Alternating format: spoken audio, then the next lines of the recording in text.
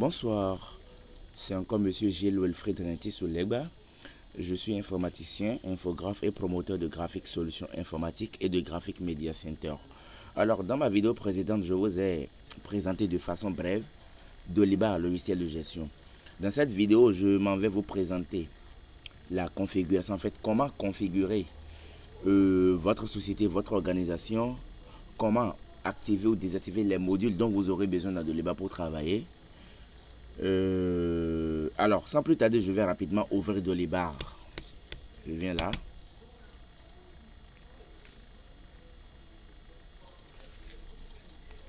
Donc là, je mets mon identifiant.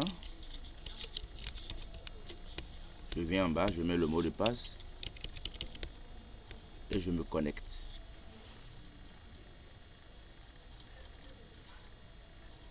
Donc voilà l'écran d'accueil de Dolibar qui se présente avec le tableau de bord. Ici, je viens sur configuration, à gauche là.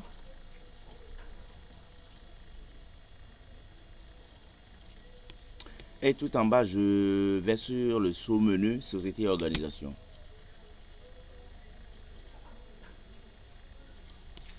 Donc déjà là, nous avons un premier menu qui est la société qui est coché. Et en bas de ça, nous allons voir les informations que ce menu contient. D'abord, nous avons la société organisation. Alors, il y a le nom, l'ancien ou la raison sociale de votre entreprise. Là, c'est Gastro Victoire. Vous aurez le temps de personnaliser le vôtre aussi. En bas, vous avez l'adresse que vous mettez, le code postal, la ville, le pays, le département, le canton, la devise principale. Je vous rappelle que Dolibar est multi-devise. Donc, vous avez toutes les devises possibles du monde. Donc, vous pouvez choisir. Là, moi, j'ai choisi le CFA. Voilà. J'ai choisi le CFA. Je le rechoisis encore. Je vais mettre ISO F. Voilà, le CFA de la BCAO. Ok, donc, en bas, il y a le numéro de téléphone de l'entreprise que j'ai mis là. Le fax, le email, la page web, le logo. Une petite note sur l'entreprise que vous pouvez insérer là. Alors, tout en bas, nous avons les identifiants.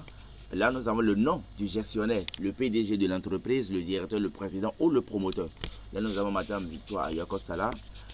En bas, nous avons le responsable de la protection des données. Son nom là est marqué là. Le capital de l'entreprise. Moi, je l'ai mis là. Tout en bas, vous avez le type d'identité légale que je n'ai pas encore rempli. Je vais le définir plus tard dans le dictionnaire. Vous le découvrirez plus tard. Tout en bas, vous avez en fait, excusez-moi pour ça, vous avez les identifiants professionnels.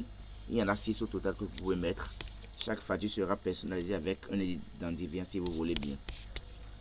En bas, vous avez le numéro de TVA que vous pouvez mettre si vous êtes assujetti à la TVA. Tout en bas ici, dans ce champ, vous mettez l'objet, en fait, l'objet de la société. Moi, j'ai mis restaurant événementiel traiteur. Vous mettez l'objet là.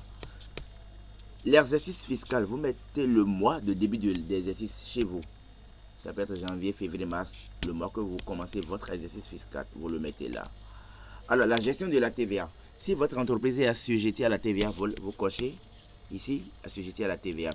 Si c'est non assujetti à la TVA, vous cochez ce qui est en bas. Moi, je l'ai coché ici. Et puis, vous cliquez sur enregistrer.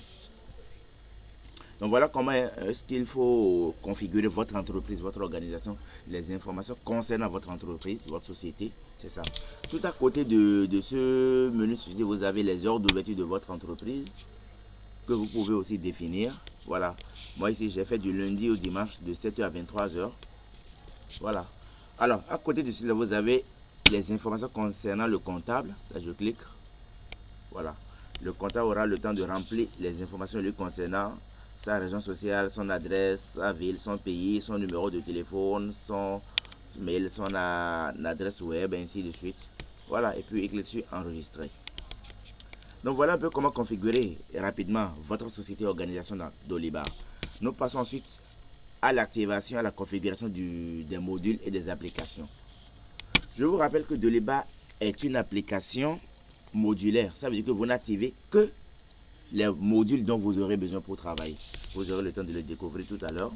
Alors, premier groupe de modules, gestion des ressources humaines. Vous avez utilisateur et groupe qui est primordial dans Dolibar. On l'active toujours parce qu'il faut gérer les utilisateurs et les groupes d'utilisateurs. Ici, c'est activé. En bas, vous avez demande de congé pour déclarer et suivre les congés de vos employés. Tout en haut, vous avez les notes de frais, la gestion et déclaration des notes de frais, transport, repas, ainsi de suite. Excusez-moi pour ceci. Alors, ici, vous avez les adhérents. Si vous voulez gérer des adhérents d'une association, là, vous activez ça là. Second groupe de configuration, c'est la gestion de la relation client GRC. Alors, si vous voulez gérer des tiers, des prospects, des clients, là, vous l'activez ici. En bas, si vous voulez gérer des devis, des propositions commerciales, là, vous l'activez là. Tout en bas encore, si vous voulez gérer les commandes clients, là, vous l'activez là. Si vous voulez gérer des contrats et abonnements, là, vous l'activez ici. Si vous voulez gérer des expéditions et des réceptions clients, là, vous l'activez là. Pour gérer des interventions chez les tiers, là, vous l'activez ici. Alors, pour générer des tickets, comment dire, excusez-moi, des tickets, voilà, pour générer des tickets, pour une demande d'assistance ou pour une demande d'intervention chez un tiers, là, vous l'activez ici. Je viens en bas, là, vous avez la gestion de la relation fournisseur, GRF. Alors, pour gérer les fournisseurs, les achats et les commandes factures et autres des fournisseurs, là, vous l'activez là. Pour gérer les propositions commerciales fournisseurs, vous l'activez ici. Pour gérer les incoterms, là, vous l'activez ici. Je viens un peu en bas, vous avez le module financier, la compta, la trésorerie. Alors, pour gérer les factures et avoirs, vous l'activez ici. Pour gérer les taxes et les dépenses spéciales, les impôts, les TVA, les charges fiscales, vous l'activez ici. Pour enregistrer et suivre le paiement des salaires des employés, là, vous l'activez là. Pour gérer les emprunts, là, vous l'activez là. Pour gérer des dons, vous l'activez ici.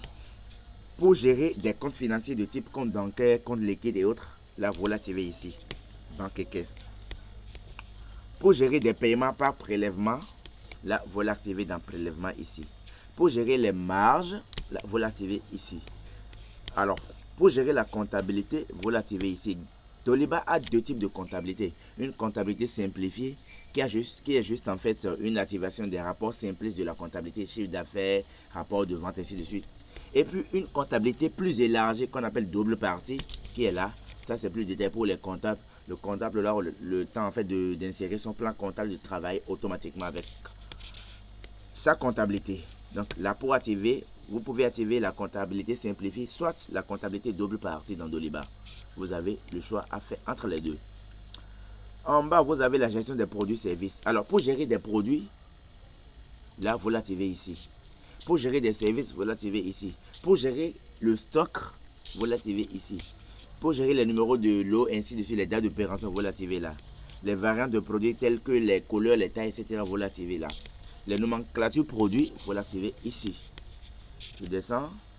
Alors, je suis dans projet travail collaboratif, voilà. Donc là, déjà là, pour gérer les projets ou des opportunités, vous l'activez là.